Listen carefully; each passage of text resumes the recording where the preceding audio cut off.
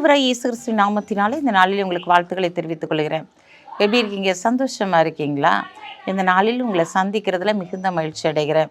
பிறந்த நாளை திருமண நாளை கொண்டாடுகிற பிள்ளைகளை இயேசுவின் நாமத்தினால் ஆசீர்வதிக்கிறேன். நாங்கள் ஒவ்வொரு நாளிலும் உங்களுக்காக ஜெபிக்கிறோம். நீங்களும் எங்களுக்காக ஜெபித்துக் கொள்ளுங்கள். நாம் ஜெபிக்கிறது காரியத்திலே தேவன் ஒரு பெரிய அற்புதத்தை செய்வார். இந்த நாட்களில் தேவனுடைய வார்த்தைக்கு நாம் கீழ்ப்படியும் போது அந்த வார்த்தை நம்முடைய வாழ்க்கையிலே பெரிய அதிசயத்தையும் அற்புதங்களையும் செய்கிறதாய் காணப்படும். ஆம் பிரியமானவர்களே, இந்த நாட்கள் கீழ்ப்படிதல் நம்முடைய வாழ்க்கையை மேன்மைப்படுத்துகிறதாய், பெரிய காரியங்களை செய்கிறதாய் நம்முடைய வாழ்க்கையில் நடத்தி கொடுக்கும்படியாக கர்த்தர் கடந்து வந்திருக்கிறார். வாசிக்கிறேன் கேளுங்க. ஏசாயா 66 2 வசனம். என்னுடைய கரம் இவைகளெல்லாம் சிருஷ்டித்ததினால் இவைகளெல்லாம் உண்டாயின என்று கர்த்தர் சொல்கிறார்.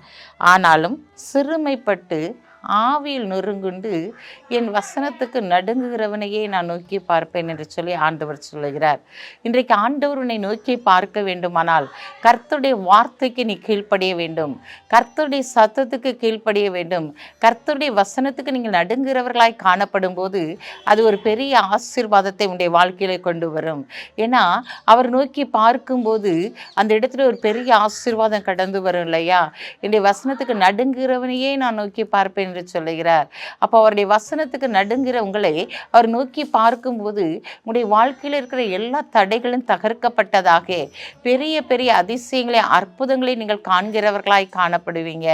ஆம் பிரியமானவர்களே, ஆண்டவர் இந்த நாட்கள் உங்களை நோக்கி பார்க்கிறார். அவர்கள் நோக்கி பார்த்த முகங்கள் பிரகாசம் அடைந்தன.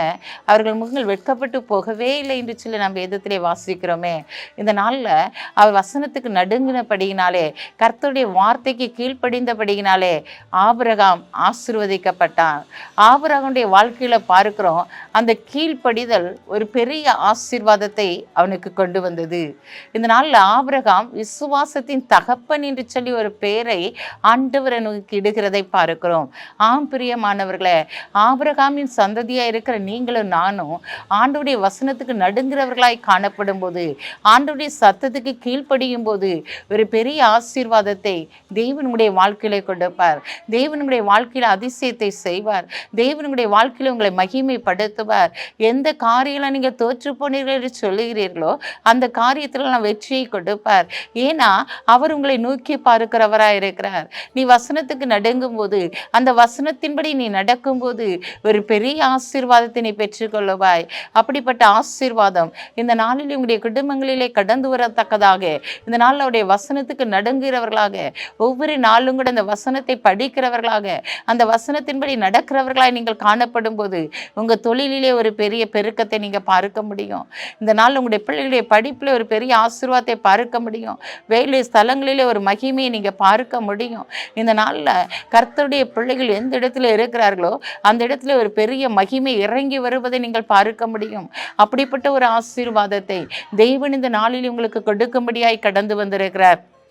நீங்கள் தேவனுடைய சத்தத்துக்கு மட்டும் நீங்கள் முற்றிலுமாய் கீழ்ப்படியும் போது, உங்களை அர்ப்பணிக்கும் போது கர்த்தருடைய வாழ்க்கையில் பெரிய பெரிய மாற்றத்தை செய்து இந்த நாட்டில் ஆச்சரியமான பாதையிலே உங்களை வழி நடத்துவார். பயப்படாதீங்க, கர்த்தர் உங்களோடு கூட இருக்கிறார். உங்களை நோக்கி பார்க்கிறவராக இருக்கிறார். உங்களுடைய குடும்பத்தை நோக்கி பார்க்கிறவராக இருக்கிறார். கண்களை மூடி ஜெபிப்போம். அன்புள்ள ஆண்டவரே, இந்த நாளுக்காக உமக்கு நன்றி செலுத்துறையா. இந்த நாளிலும் கூட தகப்பனையும் துதிக்கிற ஸ்தோத்திரிக்கிறையா. நீங்கள் அவரை நோக்கி பார்க்கும்போது அவருடைய வாழ்க்கையிலே ஒரு பெரிய ஆசீர்வாதத்தை கொடுக்க போகிற தயவுக்காக உமக்கு நன்றி செலுத்துறையா. இந்த நாளில் தகப்பனையும் துதிக்கிற சோத்திரிக்கிறையா. உங்களுடைய பிள்ளைகளுடைய வாழ்க்கையில் ஆண்டவரை நோக்கி பார்க்கும்படியான காரியத்தை செய்து அவர்களை நீ கனப்படுத்தி ஆசீர்வதிக்க போகிற தயவுக்காக உமக்கு நன்றி செலுத்துகிற ஆண்டவரே. இந்த நாளிலும் பிறந்த நாளை திருமண நாளை கொண்டாடுகிற பிள்ளைகளை இயேசுவின் நாமத்தினால் ஆசீர்வதித்து ஜெபிக்கிறேன் சப்பா. இந்த நாளில் தகப்பனையும் துதிக்கிற சோத்திரிக்கிறோம். நீ செய்ய நினைத்தது ஒன்று தடைபடாது என்று சொன்ன வார்த்தையின்படி தடையில்லாதபடிக்கு உடைய பிள்ளைகளை நேர்த்தியாய் நடத்துங்க. இயேசுவின் நாமத்தில் ஜெபிக்கிற நல்ல பிதாவே, ஆமென்.